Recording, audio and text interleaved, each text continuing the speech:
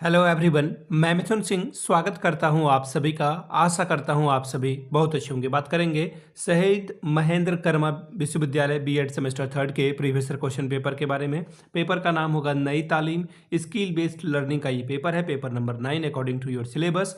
25-26 session का ये question paper आपके साथ में साझा कर रहा हूं। आगे बढ़े उससे पहले मैं बता दूं, पिछले 5 वर्षों के जितने भी प्रीवियस ईयर क्वेश्चन पेपर हैं वो सारे क्वेश्चन पेपर आपको 49 रुपये में 49 में अवेलेबल करा दी जाएगी सारी पीडीएफ। दूसरी बात, 199 रुपये में आपको सजेशन प्रोवाइड कर दिया जाएगा। अब आप बोलोगे ये सजेशन क्या होता है? सजेशन यानी कि वेरी वेरी इंपॉर्टेंट क्वेश्चन, ऐसे सवाल जो बार बार एग्जामिनेशन में पूछे जाते हैं, आंसर के साथ इंपॉर्टेंट क्वेश्चन आपको दे दिया जाएगा ताकि आप एग्जाम में बेटर परफॉर्मेंस दे पाएं। इसमें पीवाईक्यू भी आपको फ्री ऑफ कॉस्ट अवेलेबल करा दिया जाएगा। यहाँ से आप जो है बात को और समझ लें कि हम लोग सजेशन तैयार कैसे करते हैं ताकि आपको सजेशन लेने में आसानी हो। देखिए, सबसे पहली बात है कि आपके सिलेबस के अकॉर्डिंगली हम लोग जो है टॉपिक को देखते हैं, उसके बाद जो है हम लोग तैयार करते हैं सजेशन। दूसरी बात, पिछले 10 वर्षों में किस तरह के सवाल पूछे गए हैं उसको ध्यान में रखा जाता है। तीसरी बात कि लेटेस्ट एग्जाम पैटर्न क्या कह रहा है, अभी क्या पूछा जा रहा है, उस पर बहुत ज़्यादा ध्यान होता है। और आखिर में मेरा खुद का एक्सपीरियंस, मैंने बीएड एमएड कर रखा है, नेट एजुकेशन की मैं तैयारी कर रहा हूँ और 2-3 सालों से पटना यूनिवर्सिटी, रांची यूनिवर्सिटी, चाहे आपका शहीद महेंद्र कर्मा विश्वविद्यालय हो, हर जगह पे मैंने सजेशन दिया और काफ़ी अच्छी सफलता मुझे मिली है। यहाँ से मेरी ईमेल आईडी आप देख लें, yourmithunsingh@gmail.com पे आप मुझे मेल कर सकते हैं। इंस्टा पे अगर आप हो, डू फॉलो मी @imithunsingh। बाकी आप मुझे व्हाट्सअप कर सकते हैं 7979054474 पे। तो चलिए देखते हैं किस तरह के सवाल एग्जामिनेशन में पूछे गए थे और किस तरह से आपको आंसर करना था। ये रहा आपका पीडीएफ। यहाँ से 1 मिनट में इसे कर लेता हूँ आराम से ओपन और इसे समझ लें। ठीक है, जब मैं ये पेपर देख रहा था ना तो खुद मैंने एक बात सीखी। एक्रोनिम्स बोलते हैं या फिर आप उसे फुल फॉर्म बोलो या फिर शॉर्ट फॉर्म बोलो।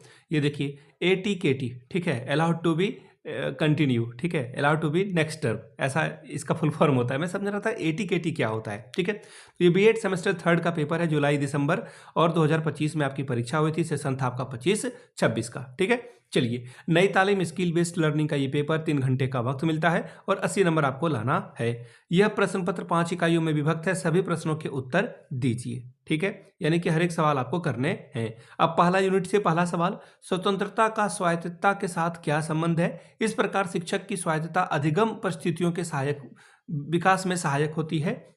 अब आपको ये बात किस प्रकार होती है ये आपको बताना है। What is the relationship between freedom and autonomy? How does teacher autonomy help in enriching learning situation? अब इसमें एक और सवाल है, नथी किया हुआ है, अथवा या ऊपर वाला बनाना या तो नीचे वाला। शिक्षक की जवाबदेहिता से क्या तात्पर्य है? शिक्षक की जवाबदेहिता के विभिन्न पक्षों का वर्णन कीजिए। What is the meaning of teachers accountability? Describe various aspect of a teachers accountability. अब बात करेंगे यूनिट 2 की, क्वेश्चन नंबर 2, अनौपचारिक शिक्षा और औपचारिक शिक्षा के बीच अंतर स्पष्ट करते हुए छात्रों के अध्ययन में इनकी भूमिका को स्पष्ट करिए। Differentiate the formal education and informal education, clarify the role of both in teacher in student learning. अब इसमें एक और सवाल है, शिक्षा एक गतिविधि या प्रक्रिया के रूप में स्पष्ट कीजिए तथा शिक्षा की प्रक्रिया के विभिन्न रूपों का वर्णन कीजिए। Clarify education as a activity और process and explain various forms of education. ठीक है जी, चलिए अगले सवाल की ओर हम लोग बढ़ते हैं, यूनिट 3 की ओर। क्या है सवाल? 3H अवधारणा क्या है? बच्चों में क्रियता और सामाजिक सद्भाव पाठ्यक्रम के जरिए कैसे विकसित होगा? स्पष्ट करिए। What is the concept of 3H? Clarify how the curriculum develop creativity, social harmony in children या फिर स्टूडेंट। ठीक है, अब अगला सवाल जो है ये मेरा सबसे फेवरेट था, मैंने हमेशा इस पे जो है काम किया है, चाहे मैं जब बीएड कर रहा था उस समय, चाहे एमएड कर रहा था उस समय, मैंने हमेशा से जो है इन सवालों को जो है आंसर किया था। क्या है? बाल कार्य बनाम बाल श्रम। ठीक है, अगला है शिक्षा के लिए मानवतावादी उपागम, child work versus child labour. अगला है ह्यूमनिस्टिक अप्रोच टू एजुकेशन। ठीक है जी, कुछ अब बात करेंगे यूनिट 4 की, छात्रों के विभिन्न वैश्विक मुद्दों की संवेदनशीलता की विस्तार से व्याख्या कीजिए। Explain in detail the sanitization of a student in different global issues. अब अगला है पाठ्यचर्या सामग्री निर्माण के सिद्धांत और पाठ्यचर्या सामग्री के प्रभावी बनाने के उपाय पर प्रकाश डालिए। Throw light on the principle of a curriculum content construction and suggest for improving curriculum content. बात करेंगे यूनिट 5 की। क्वेश्चन नंबर 5, नई तालीम के प्रमुख सिद्धांतों एवं नई तालीम के द्वारा राष्ट्रीय एकता के विकास पर प्रकाश या विचार प्रस्तुत करिए। Give your views on the main principle of नई तालीम एंड नेशनल इंटीग्रेशन थ्रू नई तालीम। इसमें एक और सवाल है, देखिए क्या बोला गया है।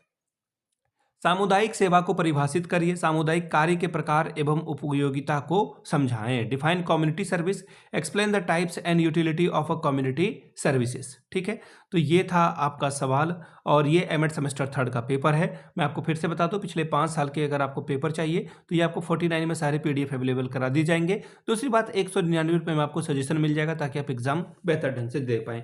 यहाँ से मेरी ईमेल आईडी आप देख सकते हैं, yourmithunsingh@gmail.com पे आप मुझे मेल कर सकते हैं। इंस्टा पे अगर आप हो, डू फॉलो मी @imithunsingh। बाकी आप मुझे व्हाट्सअप कर सकते हैं 7979054474 पे। वीडियो को आपने यहाँ तक देखा, प्यार दिया, इसके लिए आप सभी का बहुत बहुत शुक्रिया। Have a good day.